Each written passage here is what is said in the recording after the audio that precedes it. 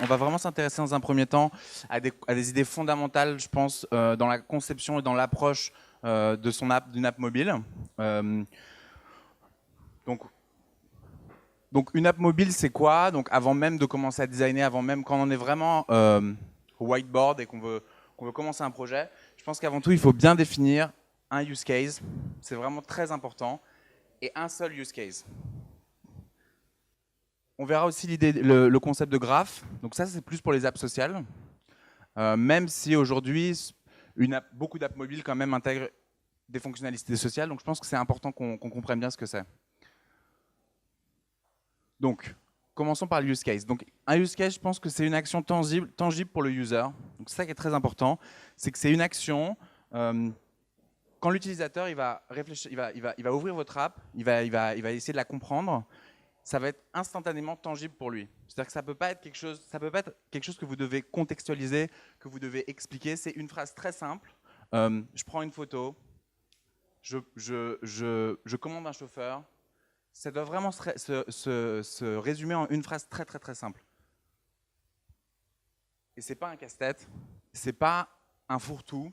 Il faut au début, quand on conceptualise un projet, absolument se forcer à se restreindre, à se focus sur une seule idée, même si c'est la mauvaise au début. Au moins, en allant dans cette direction, je pense qu'on s'oblige à se poser les bonnes questions et à évacuer tout le superflu. Le superflu, c'est l'itération, c'est ce qui vient dans un second temps. Ça va venir quand on commence à travailler. Quand on vous dit en général qu'il faut, quand vous allez à coup d'état entreprendre, par exemple avec Oussama, la première chose qu'il va vous dire, c'est faites un truc résumable en une phrase parce que les gens comprendront mieux. En fait, tout part de là, quoi. C'est-à-dire comment, finalement, la bonne exécution design pour votre produit, ça va être quelle va être cette phrase, mais au niveau design. Typiquement, Snapchat, c'est une app de photos, ça ouvre directement, c'est une app pour prendre des photos, ça ouvre directement sur l'appareil photo. C'est un truc qui est spécifique à Snapchat. Il n'y a aucune autre app du monde, quand vous regardez le market, qui a ça. Uber, pareil, quand ils sont arrivés, c'était une map sur laquelle tu avais un bouton. Ça résume, la bonne exécution, ça doit être spécifique à votre produit. Après, il y a des trucs qui peuvent être inventés, du style des petits tricks du UI, etc. Mais l'idée, en fait, d'une bonne exécution produit, c'est quand vous arrivez à la maturité de vos produits et que vous êtes unique sur le marché. C'est ça qui demande du temps parce qu'en général, la première fois qu'on fait une approche, on a une vision très basique et générale et finalement, on fait une app qui ressemble à toutes les autres apps sur le marché. Mais quand je dis app, c'est aussi bien mobile que web. Hein. C'est un truc général. Et tout votre travail, en fait, c'est de dire comment, parmi tout ce que je fais, qu'est-ce qui est spécifique chez moi, qu'il n'y a que chez moi que je le fais, et comment je le fais ressentir sur le produit pour que l'utilisateur, dès qu'il arrive, il comprenne directement ce que je fais. Et c'est ça la partie, entre guillemets, qui est à la fois simple, parce qu'en général, ça se traduit par une exécution technique qui est très simple, mais c'est ça qui demande la maturité, qui vous demande en fait de comprendre exactement ce que vous faites. Et quand on vous dit aussi qu'il faut se focaliser sur une seule feature, ça sert, ça veut pas dire qu'il faut tout enlever et qu'il faut garder une seule chose. C'est qu'en fait, il faut vraiment mettre en avant votre feature principale et cacher le reste, ou alors rendre le reste moins accessible. C'est quand vous essayez de créer un produit au début, vous vous renseignez sur tout ce qui existe, vous téléchargez plein d'applis, vous regardez comment ça marche. Et votre idée, elle s'étoffe très très vite. Au début, vous pouvez commencer par une idée assez simple, et puis après, ça se complexifie parce qu'en fait, vous apercevez qu'il y a beaucoup plus de problèmes, qu'il y a des problèmes à régler, donc il faut faire ça, ça, ça. Et donc, vous voulez vous voulez régler les problèmes dans votre appli.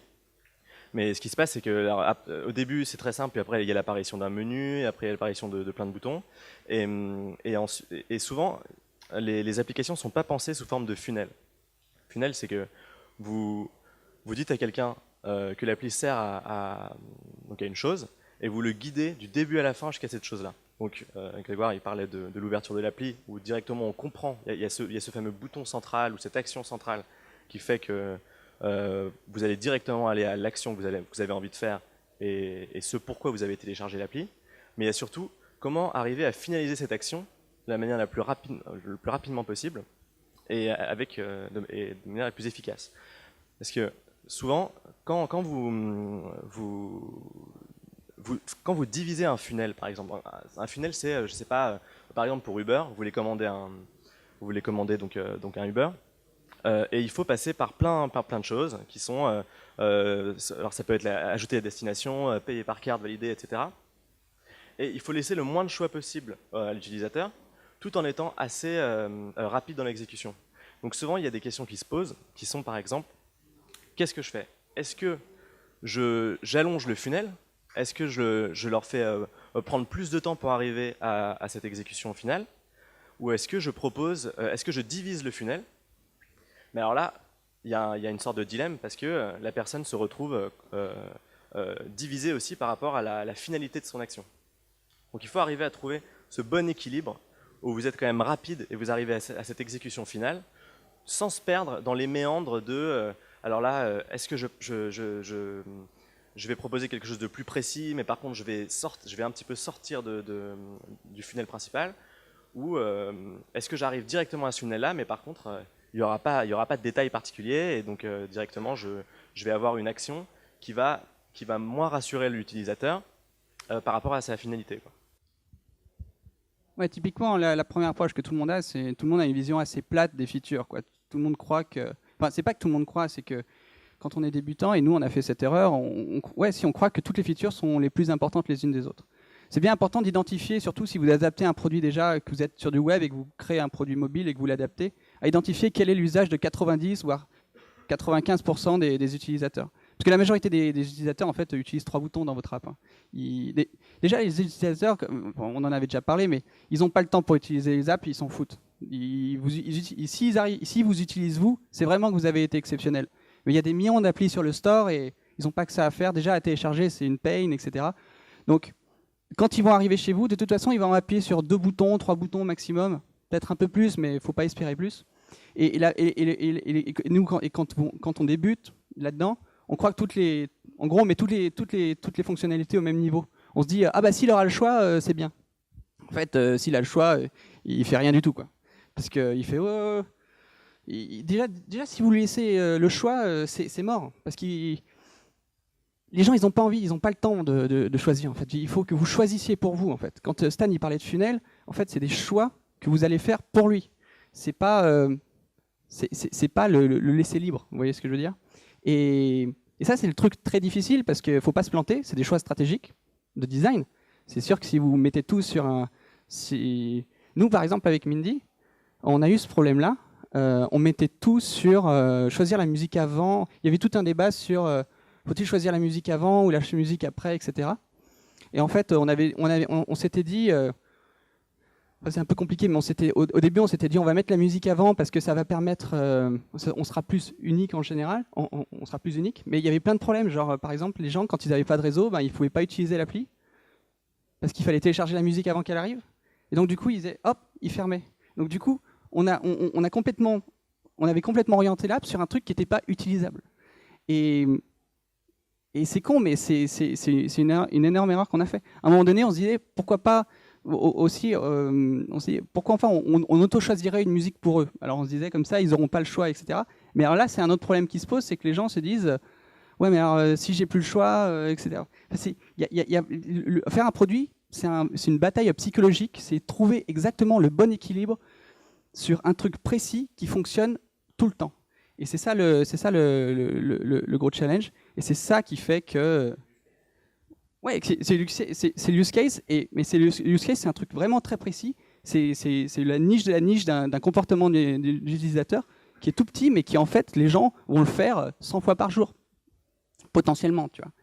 Et c'est ce truc-là qu'on va essayer de vous transmettre pendant toute la formation, parce que quand on regarde quand on regarde en France les produits qu'il y a, beaucoup de produits sont géniaux au niveau ingénierial, beaucoup de produits sont des super exécutions business. Il n'y a pas ce truc qu'ont les Américains qui va faire que tu vas utiliser un produit français, typiquement français, 100 fois par jour. C'est vraiment rare. Deezer le fait un peu, mais je pense que Spotify le fait beaucoup, beaucoup mieux. On peut trouver plein d'exemples comme ça. Pareil, Blablacar, c'est un super produit, un super business. Je pense qu'il pourrait être encore mieux sur le... Enfin, c'est un super produit ingénierial, un super business, et je pense qu'il pourrait être encore mieux sur l'exécution produit. Mais c'est quelque chose encore en France qu'on met du temps à venir là-dedans. Donc ensuite, je pense que c'est intéressant qu'on essaie de comprendre un peu. En gros, on a pris une dizaine d'apps qu'on trouve intéressantes et qui aussi ont un use case très spécifique ou qui ont réduit la friction sur pas mal de questions. Donc rapidement, on a classé les apps. Donc les apps utilitaires, on va aller très vite dessus. C'est les apps de météo, les apps de notes, les apps de filtres. Pas Instagram, toutes les apps utilitaires type je prends une photo, je vais ajouter un filtre particulier, ça me ressort une photo qui est dans mon caméra roll dans l'iPhone par exemple. Donc ça, j'ai pris cet exemple d'app là en fait parce que c'est des apps qui n'ont pas de graphe. Donc c'est des apps qui sont autonomes et qui ne mettent pas en relation des utilisateurs entre eux. Donc ça, c'est assez important de comprendre ça, c'est que s'il n'y a pas de graphe, il y a un graphe à partir du moment où les utilisateurs vont interagir entre eux et vont être liés d'une certaine façon. Donc on passe assez vite sur ça parce que je pense que c'est assez tangible pour tout le monde. Une app de notes, on prend des notes dessus. Une app de météo, on regarde la météo. Elles répondent à un besoin très spécifique. Et une bonne app utilitaire, c'est une app qui va aller au plus vite à cette information. Ensuite, comme c'est des apps assez simples, je pense qu'évidemment le design va jouer et un enjeu majeur sur ces apps-là, parce que typiquement l'app de météo de Yahoo, elle a extrêmement bien marché parce qu'elle est extrêmement belle. Donc c'est une des apps qui est en haut du store pour les apps de météo en tout cas. Et comme par hasard, les apps les plus belles en général sont les apps où il n'y a quasiment rien dessus. C'est ce qui est étonnant, mais c'est les apps où, comme je vous disais, le mec a tellement trouvé ce qui marche qu'il y a un bouton et c'est tout. Et quand tu en as là, tu es super mature et en général, tu as beaucoup de chances de grimper. Et encore une fois, je le répéterai jamais assez, mais nous, notre produit, il faisait tout. Notre premier produit qui s'appelait Ever, il faisait tout. Tout. T'inquiète. Dès qu'on avait une idée, on disait oh, on va le rajouter, ça va être encore mieux, ça va être encore mieux. Échec total. Échec total. C'est quelque chose à dire par rapport. Donc, si on regarde le store aussi, pour les apps de photos par exemple, on s'aperçoit que dans le top 100 des applis photo-vidéo qui sont téléchargées, il n'y a que des apps de tool. Et je sais pas, ça doit être 30 ou 40% des apps téléchargées sur le store. Et pourquoi? Parce que ça répond à une fonction très précise qui peut être de couper sa photo.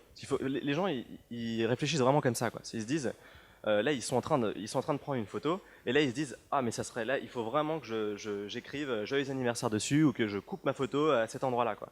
Et donc là, ça y est. Là, on ouvre une case dans la tête de l'utilisateur. Et donc directement, soit il a aucune idée, et donc là directement ça y est, il pense à l'App Store. Donc c'est vraiment comme ça que ça marche. Ça peut marcher pour tout, hein, par exemple pour Uber, c'est ça. Il n'y a pas de taxi Uber par exemple, tu vois. Et donc directement, soit tu vas sur le store, tu cherches par rapport à ce que tu as envie, donc tu vas faire collage photo. Soit tu as déjà une app qui est souvent bien pourrie, c'est des apps qui peuvent dater de 2010-2011, et tu vas galérer avec cette appli parce que dans ta tête, le use case a été créé il y a 2 ou 3 ans. Tu l'as peut-être utilisé 3 fois dans ta vie, mais tu sais que c'était exactement pour couper croper la photo et l'utiliser. Et c'est pour ça que les gens qui ont par exemple fait des applications d'editing photo, celles qui marchent le mieux et qui sont le plus téléchargées, c'est celles qui ont une seule fonction, et même quand on l'essaye, on se dit mais attends, mais c'est quoi cette app? Je comprends pas, je peux rien faire, je peux même pas rajouter un filtre après. Mais parce que aujourd'hui, les personnes qui utilisent des applis, donc qui ont entre 14 et 20 ans aux États-Unis, ils n'ont pas une seule appli qui fait tout. Ils ont 12 applis, et dans leur tête, ça marche. Donc sous forme de use case et sous forme de funnel, mais inter-app. C'est-à-dire que par exemple, s'ils veulent envoyer joyeux anniversaire à leurs potes, ils vont prendre une photo avec une première appli, la couper avec une deuxième, rajouter un filtre avec une troisième. Et ce qui les intéresse, c'est pas d'avoir Instagram où ils peuvent tout faire forcément d'un coup. Instagram, c'est la fin du funnel. C'est le moment où ils vont avoir leurs pures photos qui ont été modifiées 4-5 fois. Ça leur a peut-être pris 10 minutes. Mais par contre, ils seront allés de use case en use case et de step de funnel jusqu'à la fin. Et directement, ils auront exactement le produit qu'ils avaient envie. Et souvent, quand on est entrepreneur, c'est ça, c'est qu'on se dit, mais moi, il faut que je détruise la concurrence, il faut que je sois présent partout. Et directement, et ben, l'utilisateur il va télécharger votre appli et dans sa première utilisation, la première minute, c'est là où il va quitter ou souvent garder l'appli. Et il va se dire mais de toute façon ça j'ai déjà et puis c'est 4 fois mieux fait avec InstaSize parce que c'est fait en plus pour Instagram. J'ai ce truc VS Code pour les filtres qui sont 1000 fois mieux que Instagram et tout ça. Et c'est impossible d'être très très bon partout. Donc il vaut mieux être bon sur une seule partie du marché, mais même une toute petite partie. Et vous allez voir que vous allez tout de suite avoir de la croissance. Ça marche pour tout, ça marche pour le service. Et donc là, l'idée aussi dans ce cours de product design, ça va être, si vous avez par exemple une section web et que vous voulez le porter sur mobile, ça va être d'essayer de voir si enlever des parties, ça va pas vous faire exploser votre appli plutôt que finalement appauvrir l'idée que vous aviez à la base. En gros, finalement, le grand message de tout ça, c'est que les décisions design dans les applis sont des décisions business, en fait. C'est complètement lié. C'est-à-dire que on ne veut pas que vous considériez, si vous êtes CEO de votre boîte, que le design, c'est à faire par le designer. Le design, c'est une décision stratégique qui est fondamentale. Les décisions que vous allez prendre, ça va déterminer tout votre business. Et c'est pas juste comment faire des boutons plus beaux, en fait. C'est juste comment trixer la tête de l'utilisateur pour que vous soyez complètement, déjà pour qu'il ait envie de parler à d'autres personnes qu'il a utilisé un produit de ouf, et surtout qu'il soit complètement addict à ce que vous faites. Ouais, le design, c'est du business, c'est-à-dire c'est critique, c'est le centre de tout. Et d'une certaine manière, si un design est mauvais ou est mal fait, c'est pas la faute du designer si dans une boîte, c'est la faute du CEO parce qu'il a laissé faire ça. Et voilà, nous, notre but, c'est de vous faire comprendre à quel point c'est pas optionnel, quoi. C'est le corps même de votre produit. C'est même limite le corps même de votre technique, de toute l'exécution technique qu'il y a derrière. Bon, je pense que sur les apps utilitaires et les tools, on a compris l'idée de ce que c'est. Ensuite, bon, il y a une grosse autre catégorie d'apps. J'ai essayé de catégoriser les apps pour qu'on puisse approcher les spécifications de chacune. Donc, c'est les apps de service qu'on utilise tous. Et évidemment, Uber. On en a déjà beaucoup parlé. Uber, en termes de design, en termes de produit, évidemment, c'est un business génial d'amener des chauffeurs aux gens, etc. Mais ça, je pense qu'on en reviendra plus tard. Par contre, en termes de design, ce qui est intéressant, c'est un bouton, j'appuie, il y a une voiture qui arrive. On est quand même à un niveau de friction qui est très, très, très, très, très bas là. Et je pense que ça explique en grande partie le succès d'Uber. On en avait déjà un peu parlé.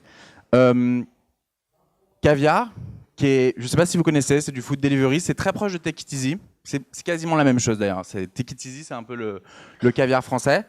Et alors, Woon, beaucoup plus intéressant.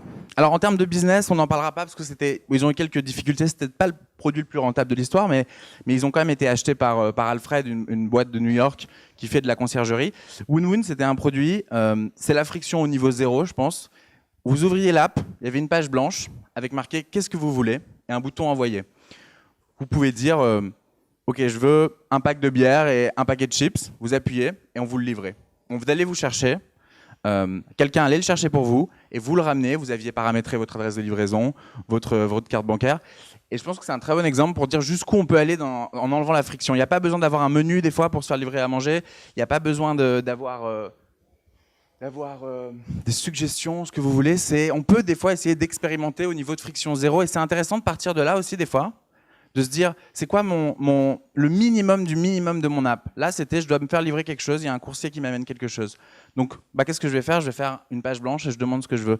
Et je pense que dans tous les projets, c'est un processus qui peut être intéressant, qui n'est pas spécialement la solution et la bonne solution et celle qu'il faut garder, mais c'est de réduire au maximum, d'aller vraiment sur le minimum du minimum, et après on reconstruit, on repart dans l'autre sens.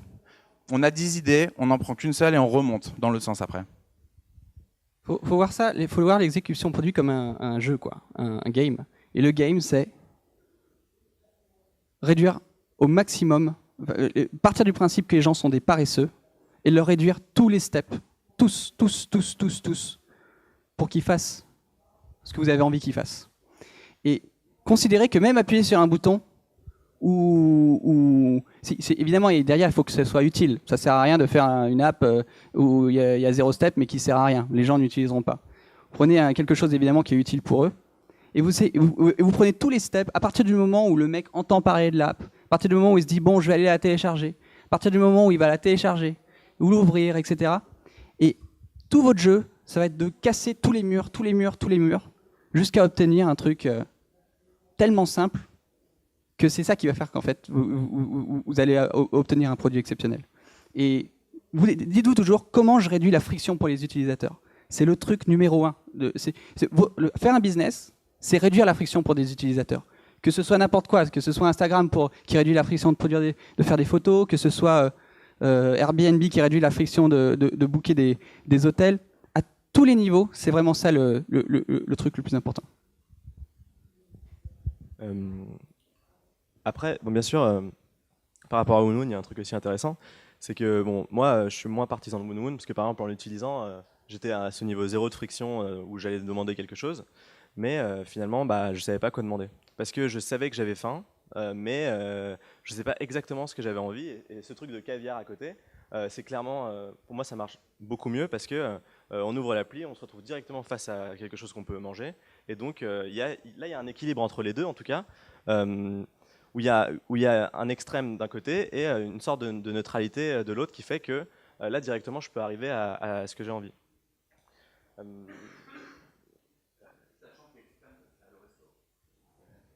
Où là, tu en as pour 1 heure pour commander. Qu'est-ce que je veux dire aussi? Donc je disais, on va avancer pour amener l'idée du graphe, qui est une idée assez intéressante. Donc ensuite, rapidement sur les apps médias. Alors, donc ça, je pense que c'est assez intéressant. Les apps médias, donc évidemment, il y a toutes les apps type Flipboard, l'agrégation de news, donc qui sont arrivées il y a très longtemps au début des iPhones, etc. Donc l'idée, c'était de se dire, on regarde plus qu'une news, on agrège, etc. C'est quelque chose, je pense, qu'on a tous utilisé quand on fait un peu de veille, etc. On va aller assez rapidement là-dessus. Par contre, YouTube, donc là, YouTube, donc tout le monde connaît YouTube. Pour moi, c'est devenu une app média aujourd'hui, plus qu'un réseau social. Vous avez toutes les fonctionnalités sociales que vous pouvez retrouver ailleurs. Vous pouvez poster une vidéo, vous pouvez commenter, vous pouvez liker, etc. etc. Donc les fondamentales d'une app, d'un site social. Mais aujourd'hui, on se rend compte que c'est 1% des gens qui postent et 99% des gens qui regardent. Donc c'est social, mais moi, je pense que c'est une app média et que, évidemment, ça devient la nouvelle télé, etc. Pareil pour Twitch, qui est un peu le même exemple. Donc Twitch, pour ceux qui ne connaissent pas, c'est du live de jeux vidéo. Des gamers se mettent en ligne et streament leurs jeux vidéo et puis tout le monde interagit derrière. Ce qui est intéressant, c'est qu'on a quand même un graphe ici.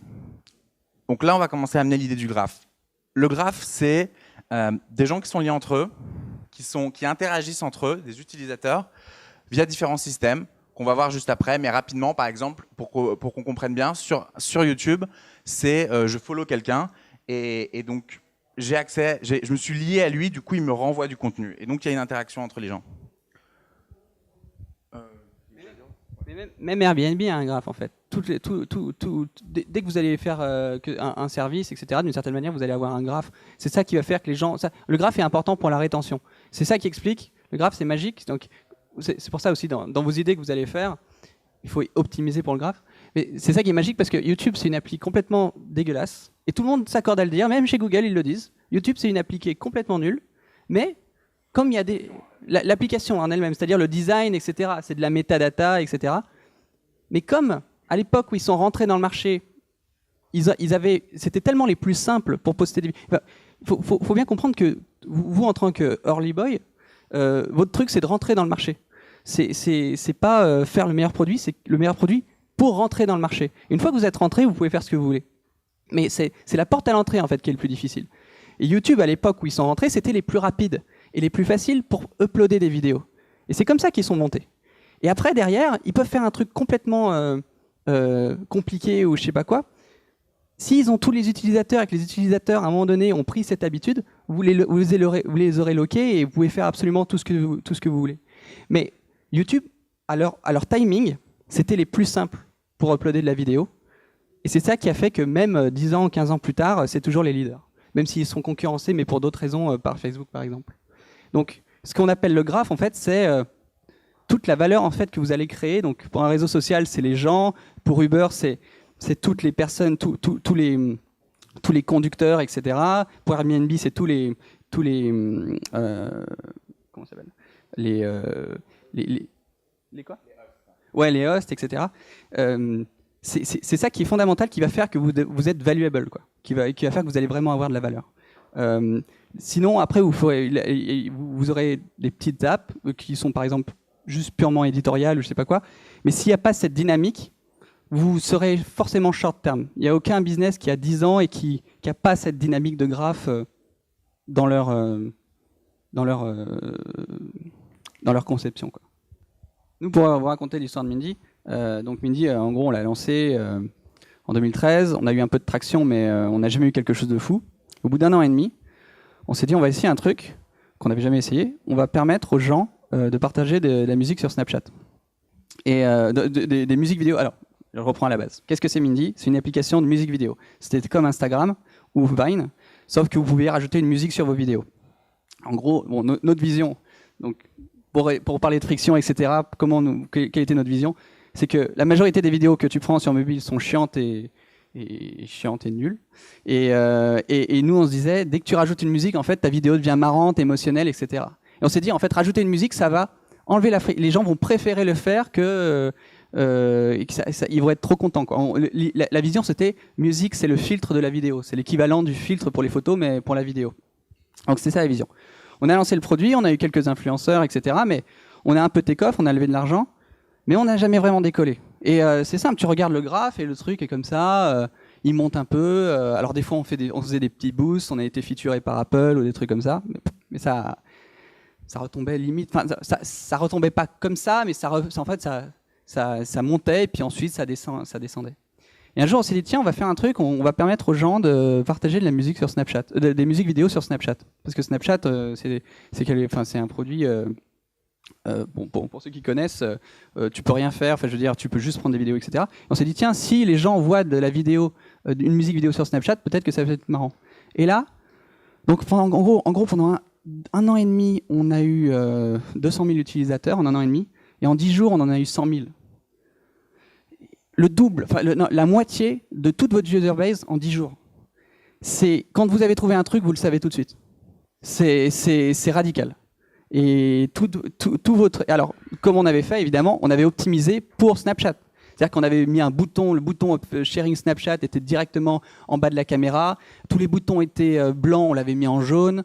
Voilà, on avait optimisé pour que les gens le fassent. Et vous trouvez un truc, vous tapez sur le nerf, vous optimisez là-dessus, et vous le savez tout de suite. Vous regardez vos graphes d'utilisation, et vous voyez le truc qui explose. Bon, il se trouve qu'après, on s'est fait exploser par Snapchat parce qu'ils ne voulaient pas qu'on fasse ça, et qu'ils nous ont coupé, et que du coup, on n'avait plus trop d'idées, et on est passé à un autre projet. Mais tout ça pour vous dire que le jour où vous trouvez un truc, c'est un peu, c'est magique, je ne sais pas comment dire, mais déjà, vous le voyez tout de suite. Et il faut vraiment tout faire pour que les gens, vous organisez les gens pour qu'ils aillent faire ça. Quelques heures, vous voyez la différence. C'est-à-dire qu'avec Snapchat, c'est en quelques heures qu'on a vu la différence, c'est pas en quelques jours. C'était en live sur le store, on avait un bon flow de download, on avait plusieurs milliers de downloads par jour, voire même dizaines de milliers des fois. Et d'un coup, ça s'est multiplié, mais vraiment en quelques heures, on l'a vu. Nous, on avait notre back-end interne où on pouvait tout voir, et ça a explosé. Donc c'est vraiment, il n'y a pas de demi-mesure. Ça marche pas. Et des fois, vous êtes entre les deux et vous sentez qu'il vous manque quelque chose pour passer au ça marche, et c'est quelques heures pour le voir vraiment en termes de croissance. On va peut-être avancer un peu sur les autres. Donc les apps de shopping. Bon, on va passer très rapidement, mais il y a quelque chose qui est intéressant, c'est Spring. Je ne sais pas si vous connaissez Spring, c'est une app new-yorkaise. C'est ça, hein, c'est New York.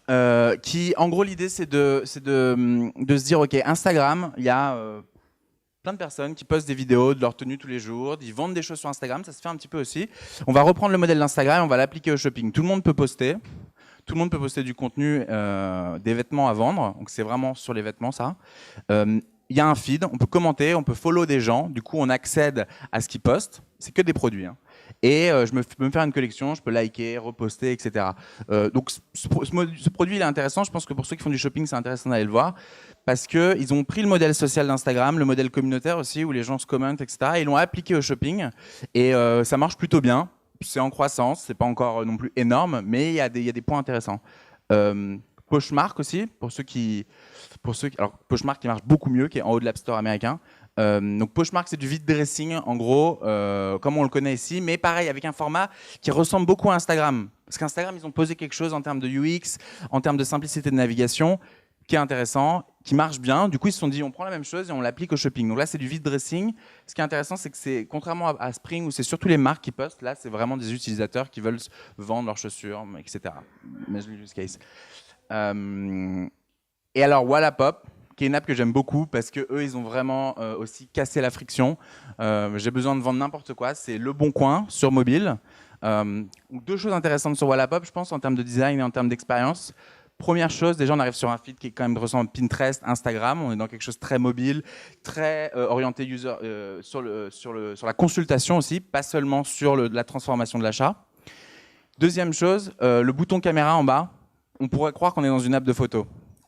Donc ils ont vraiment essayé d'engager le user comme ils l'engagent comme Instagram le fait avec la caméra. Ils ont essayé de le faire dans la revente d'objets, dans le système type Boncoin, type eBay. Et la troisième chose sur ce produit-là, c'est qu'une fois que vous rentrez dans un produit, vous entrez dans un chat, comme si vous étiez en texto ou en Messenger. Et donc du coup, encore une fois, ils reprennent une habitude de l'utilisateur. Tout le monde chatte, tout le monde envoie des textos. Il est dans un cadre de confiance dans l'app. Et quand il discute avec quelqu'un, tout de suite, il est dans une interaction très rapide, pas dans un inbox comme on peut voir sur eBay où il y a de la latence, de la friction. C'est comme si je recevais un texto. Du coup, je vais aussi, en tant que vendeur, vouloir répondre tout de suite. Et on enlève encore de la friction dans la vente à travers le produit, à travers le design. Donc, je pense que c'est 3 exemples de produits qui sont assez intéressants. Tu branches ton Mac, on est en low batterie là. C'est pas sympa. Et 3 apps de shopping qui ont un graphe. C'est-à-dire qu'on follow les gens, on peut parler avec eux. Et ça, c'est intéressant parce que ça montre bien que use case plus graphe, on a quelque chose qui est complémentaire et qui vraiment prend du sens dans la vie réelle. Presque. On n'est pas dans quelque chose de virtuel, on est dans quelque chose de réel. C'est-à-dire que je vais pas. Alors, je vais pas vendre. Quand je poste sur eBay, il y a quand même quelque chose de très. Je suis très distant avec les autres utilisateurs. Là, on est dans quelque chose de beaucoup plus proche, un peu plus émotionnel et dans du rapport plus social. On a quelque chose là-dessus ou on avance ? On avance ? Donc, app de shopping, app sociale. Bon, évidemment WhatsApp, Instagram et Snapchat. Je pense que c'est les 3 plus grosses apps sociales aujourd'hui. Elles ont un graphe. Donc là, je pense qu'on va commencer à intégrer vraiment la notion de graphe et après, on va directement enchaîner. On va vraiment rentrer dedans et bien comprendre ce que c'est. Donc WhatsApp, juste pour le use case, juste sur le use case, qu'on finisse là-dessus. Le use case de WhatsApp, pourquoi WhatsApp ça a explosé ? Pour une raison très simple. Les textos, c'était cher aux États-Unis. Ils sont arrivés. C'était moins cher de payer, c'est 1 € par mois, je crois, WhatsApp. C'est moins cher de payer 1 € par mois et d'avoir les textos illimités avec la data. Ça prend quasiment pas de data d'envoyer des messages. Et c'est ça qui les a fait exploser. Ils servent un truc très simple. C'est envoyer des messages à mes amis, je le fais tout le temps par texto, mais c'est cher, je vais le faire moins cher. C'est la seule raison pourquoi WhatsApp ça a explosé. Le produit n'était pas incroyable, c'était rapide, mais le produit en termes de design n'était pas exceptionnel, c'était très simple. C'était vraiment, ils ont copié l'appli de texto. Et je pense que c'est intéressant de se dire des fois, le use case, il est vraiment à 1 centimètre de moi. J'ai pas besoin de réinventer non plus tout le produit.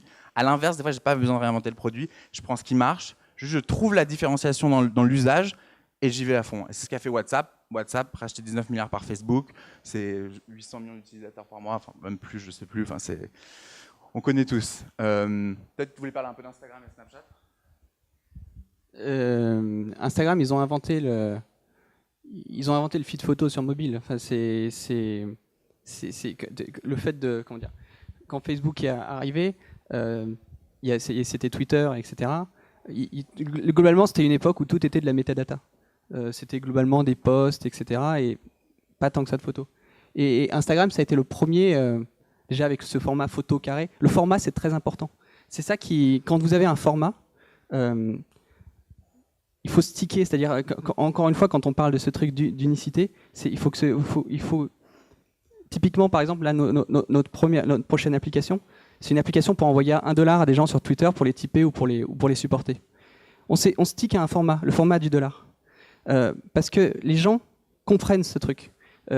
Si on avait dit c'est une application pour tiper ou pour supporter je sais pas quoi, les gens ils disent ah bon ok je vois à quoi ça peut servir, mais ils vont pas le faire tant que tu n'as pas trouvé un format pour eux. Instagram a trouvé ce format, le format carré. Et les gens dans la tête, ben, c'est carré, c'est simple, c'est facile. Et c'est ça qui a optimisé aussi le fait que les gens comprennent mieux tout simplement l'app. Il faut que vous pensiez dans votre business, quel est mon format? Même si c'est un format qui n'a rien à voir avec du sharing ou je sais pas quoi, hein, on peut considérer que Uber, appuyer sur un bouton, c'est un format aussi. Il faut que je pense qu'il faut que vous pensiez comme ça de manière très A plus B égale ce que je fais. C'est de manière très précise. Et c'est ça qui est... Ensuite, voilà, je pense que c'est ça qui est la clé aussi de la réussite, c'est quand vous trouvez quelque chose que les gens puissent identifier comme quelque chose de simple et facile. Et moi, j'appelle ça un format. Ça, c'est ce que je... mais après, Snap, c'est pareil, sauf que Snap, le format, c'est la photo éphémère. Il n'y a pas grand-chose à dire dessus. Aujourd'hui, les gens, beaucoup de gens ne prennent plus de photos avec... Enfin, de plus en plus de gens ne prennent plus de photos avec la caméra Apple. Ils passent directement par Snapchat et ils décident à la fin si ils vont la partager ou pas. Ils ont pris ce truc, quoi. C'est-à-dire que les gens, quand ils veulent prendre une photo, c'est tellement fort le trigger qu'ils ont dans la tête que les gens, ils vont même plus passer par la caméra Apple, ils vont passer par Snapchat, quoi. Quand vous en êtes là, quand vous avez hacké Apple sur leur propre truc, c'est quand même, vous avez fait quelque chose d'assez fort. Et il faut que vous fassiez ça sur votre marché. Il faut que vous hackiez le marché par des trucs comme ça. C'est con, mais il n'y avait aucune app de partage vidéo qui ouvrait sur la caméra, quoi. C'est un truc de ouf quand on y réfléchit. C'est pas normal. Elles ouvraient toutes comme Facebook, sur des feeds, c'était Instagram, etc. Il n'y en avait aucune qui ouvrait sur la caméra au moment où c'est sorti. Et maintenant, grâce à ça, Snap, il continue de grossir. Et même s'il y a encore des gens qui ne comprennent pas, ça n'empêche pas qu'ils vont en faire 500 millions d'utilisateurs encore. Parce qu'ils ont hacké ce truc, ils ont pris un usage d'Apple qui était fondamental et ils l'ont adapté, ils ont créé tout un business autour. Donc c'est ce que vous devez faire pour votre marché. Vous regardez votre marché et tu dis comment je peux être un killer sur ce truc et je vais être number one. Et je vais réduire tout et on va je pense qu'on va le marteler jusqu'à ce que vous le fassiez vraiment, parce que beaucoup de gens se le disent ah je le fais mais en théorie, mais en fait on le fait pas. Il faut se faire mal pour le faire en fait. C'est pas facile. C'est un processus qui paraît simple et qui est assez long et difficile. Et nous, tout notre boulot, ça va être vous donner des coups de pied pour que vous alliez dans cette direction. Il y a un truc intéressant aussi à dire par rapport à Instagram, qui est en parlant des features secondaires. Donc eux, c'est la photo, ça restera toujours la photo. Par contre, il y a 1 an et demi à peu près, quand Vine est arrivé, que Snapchat commençait à monter, il y a eu des pressions de tous les côtés pour mettre de la vidéo. Avant, on aurait pu se demander, mais comment ça se fait qu'Instagram n'ait pas mis de la vidéo avant? C'est pas possible. Ils ont attendu 2 ans et demi, presque 3 ans pour la mettre. Et c'est parce que, effectivement, ce format a été établi. Et le but, par la suite, c'est d'améliorer l'appli, mais sans détruire le format principal. Donc si vous essayez de faire une vidéo avec Instagram, vous allez voir, c'est assez drôle. Le nombre de clics, il est multiplié par 3, quoi. Si vous voulez, par exemple, uploader une vidéo dans votre caméra roll, je pense qu'en tout, il doit falloir peut-être 13 ou 14 clics pour arriver à la fin. Parce qu'ils se sont dit, de toute façon, nous, c'est pas grave. C'est pas un problème d'avoir un funnel qui est très long pour arriver jusqu'à la fin. Ce qu'il faut, c'est que l'idée d'Instagram, ce feed avec cette image, elle reste chez l'utilisateur. C'est pour ça qu'il y a besoin de 3 clics, par exemple, pendant que vous faites une vidéo, pour choisir la cover de votre vidéo, qui est en fait cette image photo qui va apparaître sur le feed. Et donc c'est pour ça, c'est là où on peut s'apercevoir que eux, ils ont toujours stické à leur fonctionnalité principale, mais ils ont quand même réussi à améliorer l'application. Pareil pour le messaging aussi, c'est quand même hallucinant qu'on ait attendu plus de 3 ans pour que le messaging arrive sur Instagram. C'est parce que c'était pas leur truc principal, c'était pas ça qui les faisait croître. 90% des gens continuent à uploader que des photos sur Instagram. Enfin, Mais bon, après, on va dire, c'est pas une question qui s'adapte à vous, parce que là, vous en êtes vraiment à la première, on va dire, à la première version de votre produit. C'est juste quelque chose qu'on vous dit. Si un jour vous arrivez à marcher, le jour où vous devez faire un shift, Pareil, il y a des milliers de manières de faire un shift au niveau produit. Et bon, Instagram, c'est un exemple de comment ils ont fait un shift. Snapchat, c'en est un autre. Et donc, c'est pour ça qu'on voulait parler un peu de ça. Mais ce n'est pas le plus important pour nous aujourd'hui. Pour nous, aujourd'hui, c'est la première version de ce produit, le truc le plus important. Et voilà. Donc, du coup, on a beaucoup parlé du graphe. De façon un peu vague, un peu désordonnée. On va essayer de restructurer ça pour bien comprendre les différents types de graphes. Et on prendra l'exemple de Facebook et de tous leurs produits pour bien comprendre comment plusieurs produits peuvent aller sur plusieurs graphes. Donc les différents types de graphes. Alors on peut l'appeler le public ouvert, le graphe de Twitter, le graphe d'Instagram. C'est-à-dire que j'ai accès à tous les utilisateurs directement. Je peux les rechercher, me connecter avec eux. Typiquement, c'est le modèle du follow qu'on utilise tous sur Instagram et Twitter. Le modèle des amis, donc là c'est différent, j'attends qu'on m'accepte. Typiquement c'est Facebook, je demande, on m'accepte, on est amis. C'est un modèle de relation entre deux personnes. Alors l'adresse book, là c'est beaucoup plus intéressant parce que c'est vraiment très particulier au mobile. C'était assez peu utilisé sur le desktop avant, même si on avait un adresse book avec des emails, etc. Mais sur mobile, l'adresse book, c'est un graphe qui est utilisé quasiment dans toutes les apps sociales maintenant. Alors, on va essayer de bien comprendre avec l'exemple de WhatsApp comment ça marche. Donc, on a tous un carnet d'adresse avec 200, 300, des fois beaucoup plus de contacts. C'est celui qui est peut-être le plus proche de notre vie réelle. Clairement, si j'ai le numéro de quelqu'un, c'est que j'ai le plus souvent une vraie interaction avec lui dans la vie réelle ou alors des fois c'est une interaction de travail, c'est un collègue, etc. Mais dans le cas des teenagers, ils n'ont pas de collègues, ils ont des copains à l'école et c'est des gens qui sont proches, c'est des gens avec lesquels ils partagent leur vie. Donc clairement, c'est une très bonne cible quand vous faites une app sociale. Donc l'adresse book. Donc pour prendre l'exemple de WhatsApp. WhatsApp, quand je m'inscris sur WhatsApp, je rentre mon numéro de téléphone. Le WhatsApp va enregistrer votre numéro de téléphone, va d'abord le confirmer, puis va l'enregistrer dans ses bases de données, ainsi que tout votre carnet d'adresse. Ils vont prendre tout votre carnet d'adresse et le mettre dans une base de données. Ensuite, vous rentrez dans l'app. On va vous afficher tous vos amis comme s'ils étaient sur l'app, alors qu'ils n'y sont pas. Sauf que vous allez rentrer en conversation. Par exemple, je rentre en conversation avec Grégoire sur WhatsApp. Je vais rentrer dans une timeline de chat, comme s'il était déjà sur l'app, mais il n'y est pas encore. Je commence à parler avec lui, j'envoie un message. Et là, WhatsApp a le numéro de Grégoire et il lui permet d'envoyer un texto. Et de le ramener sur l'app. En gros, c'est que du tricks, quoi. C'est faire croire aux utilisateurs que, même si c'est pas vrai, mais du moment qu'ils le croient et que c'est utile pour eux, ils vont le faire. Et en gros, tout votre boulot de design aussi, ça va être de faire un peu le magicien, quoi. C'est de faire en sorte que voilà, c'était une des premières applis qui a trouvé ce système qui fait qu'en fait, vous n'aviez même pas invité vos amis, en fait. C'est ça qui était génial. C'est que sur Facebook, tout le monde en a marre à l'époque, les gens en avaient un peu moins marre, mais aujourd'hui, tout le monde en a marre de recevoir des invitations pour un truc ou je sais pas quoi, tu vois. T'as pas envie, il y a trop. Et WhatsApp, c'était la première application qui fait que tu invitais les gens et tu allais dessus sans même avoir l'impression de l'inviter. C'était complètement transparent. Parce que dès que tu arrivais, en gros, il te faisait croire que ton adresse book était déjà là et que déjà tout le monde était sur WhatsApp. Et ça a été la clé pour laquelle la simplicité d'utilisation a été énorme et pour laquelle WhatsApp a complètement décollé, quoi.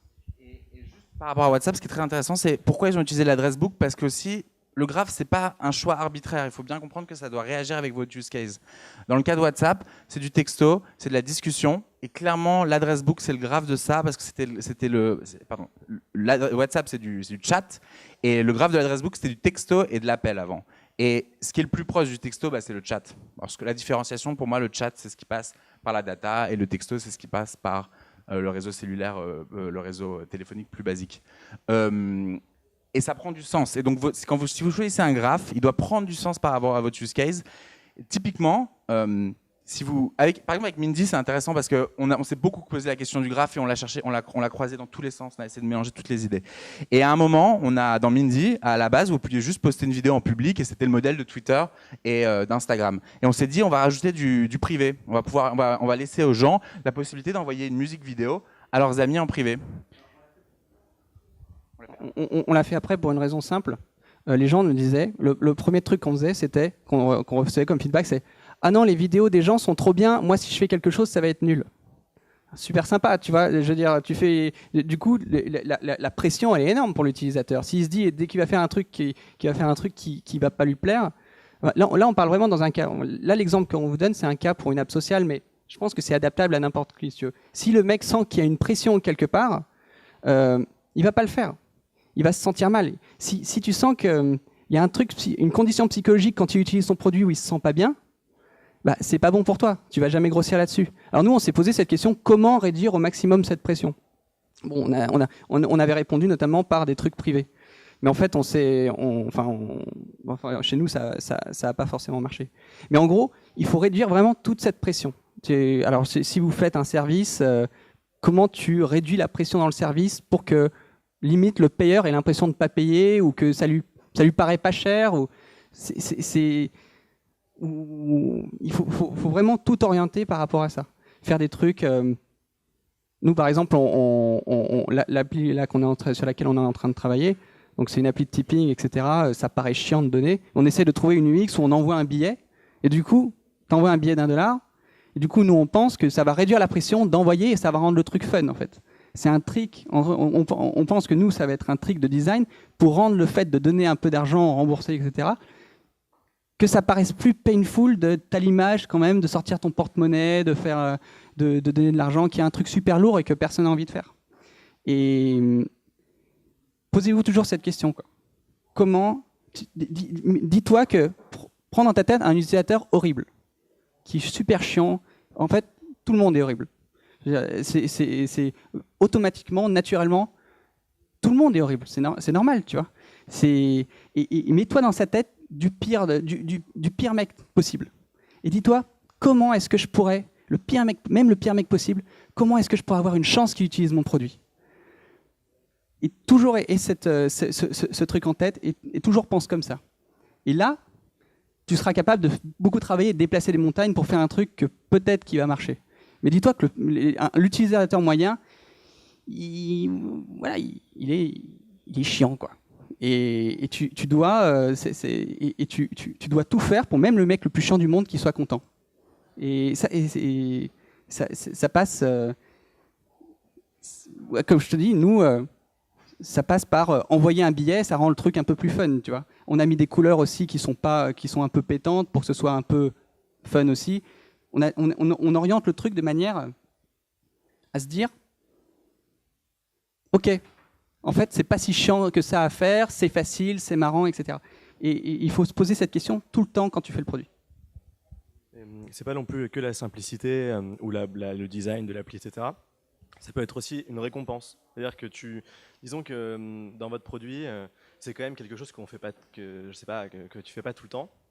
Et donc, pour le pousser à le faire, il va falloir que tu lui dises que ok, ça va peut-être te prendre un peu plus de temps à faire qu'une autre appli, etc. Mais tu auras soit quelque chose de vraiment unique, soit tu vas pouvoir, comment dire, ça va flatter ton ego, par exemple, ou ça va te mettre en avant par rapport à tes amis.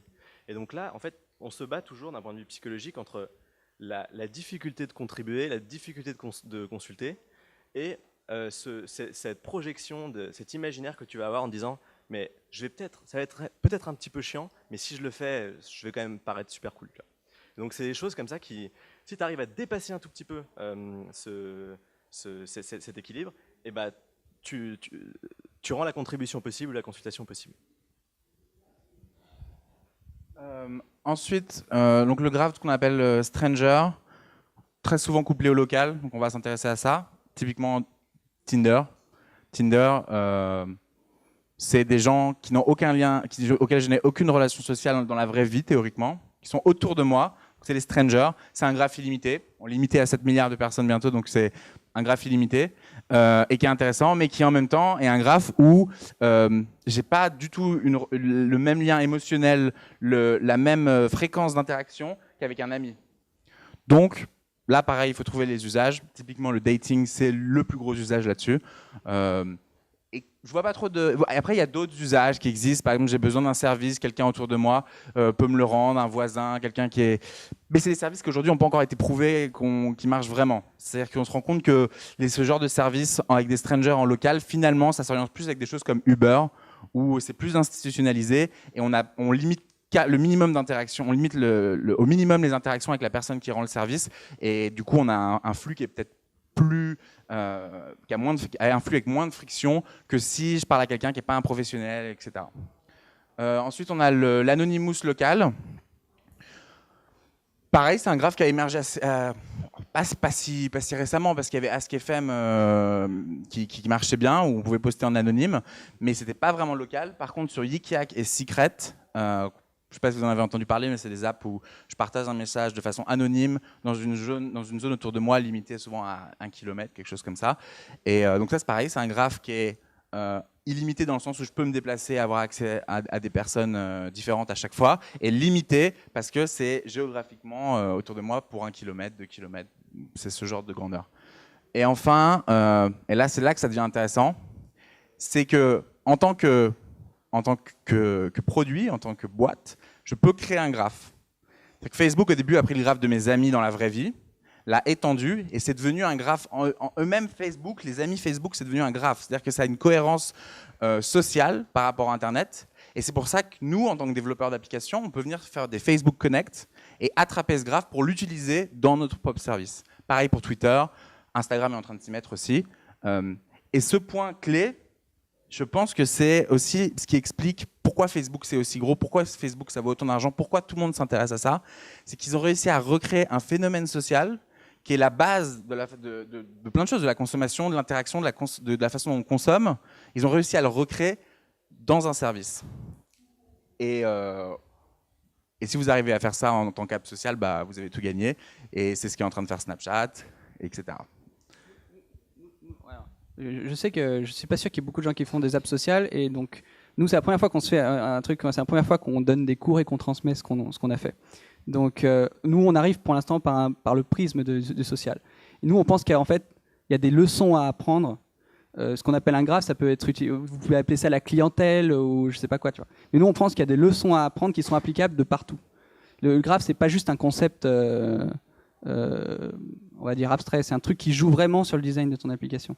Et c'est pour ça que bon, nous on appuie vraiment beaucoup là-dessus. Mais il y a énormément de choses. En gros, nous on a un peu l'impression que un nouveau business, c'est une sorte de Facebookisation d'une certaine manière d'un business. Et comment dire, par exemple, d'une certaine manière, Uber et Airbnb ont Facebookisé ce qu'ils sont en train de faire. Que ce soit du ride-sharing ou de la location. C'est pour ça que... Je pense que ce qui est important, c'est vrai que l'idée de graphe, c'est très propre au social, mais au-delà de ça, c'est la cohérence, la façon dont les boîtes ont approché un use case et ont le couplé avec un graphe. Mais clairement, vous pouvez coupler un use case avec une clientèle, avec une zone géographique, avec plein de choses. C'est la cohérence, c'est la façon dont on travaille. Et le graphe, c'est quelque chose de tangible parce que je pense qu'on utilise tous des graphes tous les jours. Qu'on fasse du B2B, qu'on fasse du B2C, on utilise tous Facebook, on utilise tous les textos, on utilise tous son adresse book. Et c'est juste pour essayer de faire comprendre ça. Et par rapport à ça...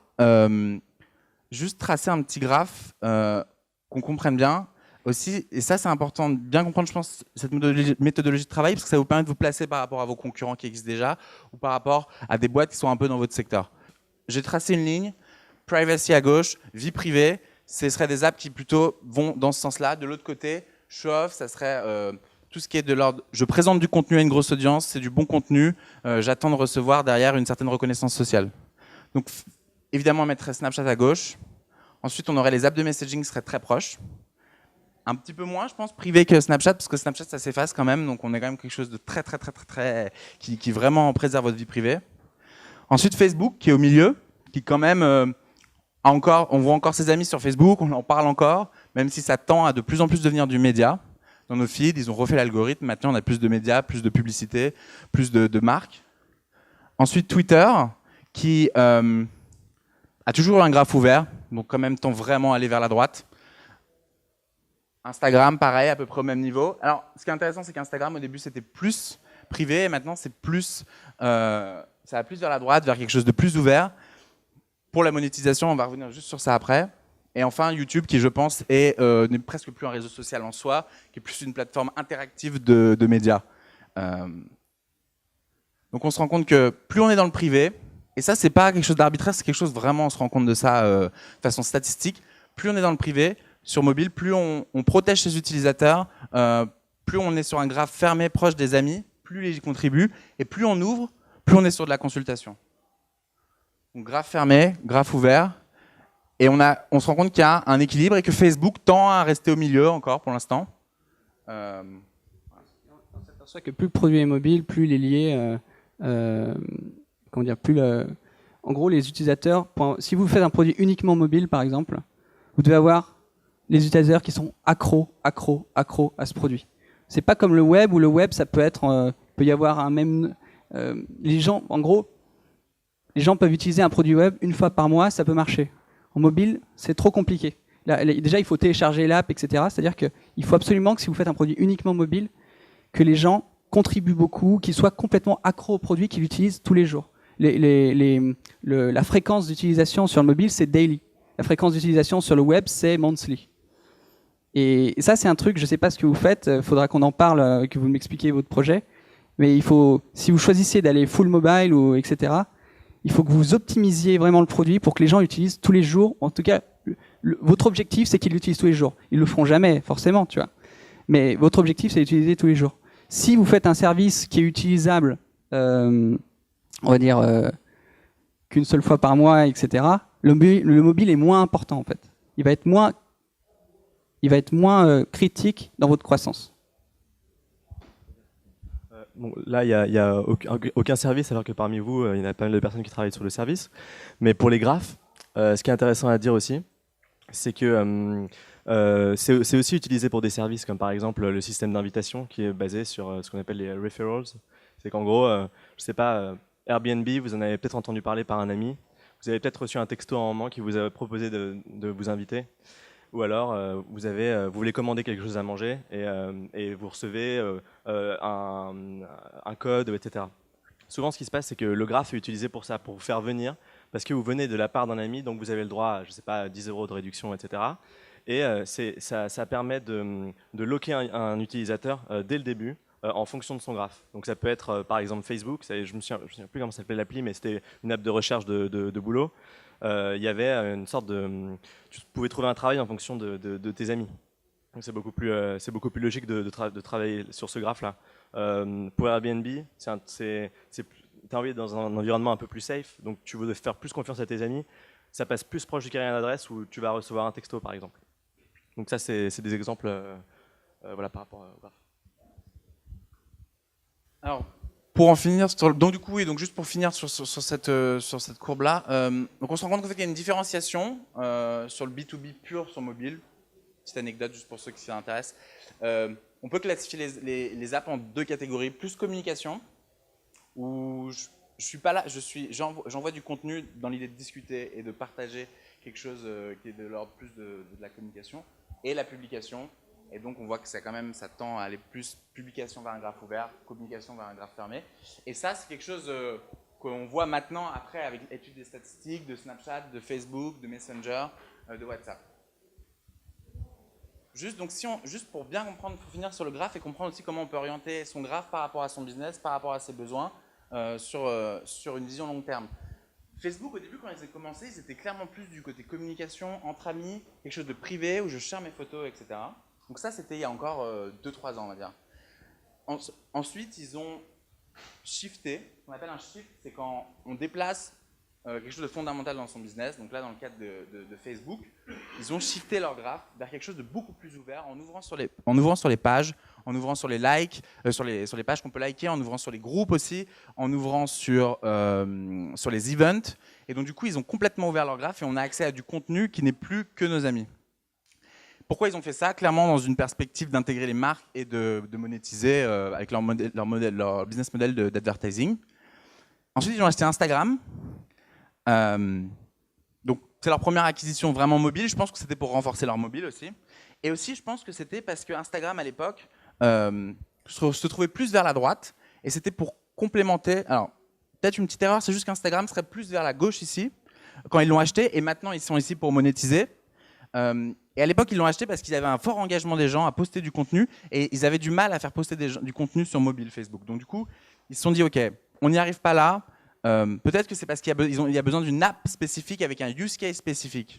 Et on ne va pas spécialement essayer de les copier. Ils ont essayé, ils ont mis des filtres dans la caméra de Facebook, ça ne marchait pas. Et ça montre bien qu'une app égale un use case et que parfois il ne faut pas essayer de gonfler son app, il y a besoin d'une app spécifique. Et vous pouvez avoir un business avec 2 apps, 3 apps, c'est pas un problème. Même si je pense qu'au début il faut commencer sur un axe principal, mais après vous pouvez vous dire ok, là sur ce business-là qui est très proche du mien et qui est complémentaire, j'ai besoin d'une nouvelle app parce que sur la première ça va parasiter le message principal, ça va parasiter le use case de base. Ensuite ils ont sorti le chat de Facebook parce que justement ils avaient des lacunes sur leur graphe, sur leur graphe de base, sur les amis. Les gens n'utilisaient plus le chat de Facebook qui était dans l'app à la base. Du coup, ils l'ont sorti. Ils ont créé une app qui s'appelle Messenger. Et ils ont changé leur graphe. C'est-à-dire que sur Messenger, vous vous inscrivez avec votre adresse book, avec votre numéro de téléphone. Parce que c'est propre à la communication. Ensuite, évidemment, ils ont acheté WhatsApp récemment pour renforcer encore. Et je dirais même qu'ils ont essayé d'acheter Snapchat pour encore plus tirer leur graphe vers la privacy, vers la vie privée, vers les friends, et honner tout un secteur mobile. Mais à chaque fois, tous ces produits, vous prenez tous, ils ont tous commencé par être très forts en contribution, et petit à petit, ça s'est estompé. Et ils sont allés plus vers un produit où les gens contribuent plus. Pourquoi ? Parce qu'en fait, c'est la fréquence d'utilisation qui vous permet de rentrer dans le marché. Quoi que vous fassiez comme style de produit, il faut que les gens, en gros, il faut que votre taux d'utilisation soit supérieur, peut-être x100 par rapport à la moyenne du marché, peut-être pas x100, mais au moins x10 par rapport à la moyenne du marché dans lequel vous êtes. C'est comme ça que vous allez rentrer dedans. Si vous faites un produit mou, vous n'y arriverez pas. Il faut faire un produit dur, un produit qui soit fulgurant, quoi. Et ça doit se voir dans le taux d'utilisation. Et il se trouve que WhatsApp, par exemple, ça a été racheté 20 milliards parce que c'est juste l'app la plus utilisée de toutes, de tout Internet. Ils sont plus utilisés que Facebook. Les gens utilisent plus WhatsApp que Facebook. Et c'est ces taux d'utilisation qui fait... Uber, le taux d'utilisation pour une app où vous allez foutre $10 par jour dans un truc pour vous déplacer, c'était jamais vu avant. C'était unique. Airbnb, c'était pareil. C'était unique. Le taux d'utilisation de ces business était complètement hallucinant par rapport à ce qui se passait dans le marché à l'époque. Et c'est ça tout votre goal. Et c'est là que le design entre en jeu, c'est comment tu optimises cette utilisation. Et c'est ça que vous devez réfléchir. Donc pour résumer, je pense que dans le cas d'une app sociale, ça serait une action tangible et qui prend du sens dans un graphe. Et dans le cas d'une app de service, ça serait une action tangible, pareil, et qui prend du sens, je pense, dans un marché où il y a de la friction. Comment je vais enlever la friction? C'est toujours cette idée de, grâce au mobile, j'ai accès à des informations, je mets le user à un clic de mon service. Du coup, je n'ai pas le droit, dans mon app, de créer de la friction. Je n'ai pas le droit de le faire parce que déjà, le téléphone enlève de la friction du fait d'appeler ou même d'aller sur un ordinateur. Donc, je me dois d'aller dans cette continuité.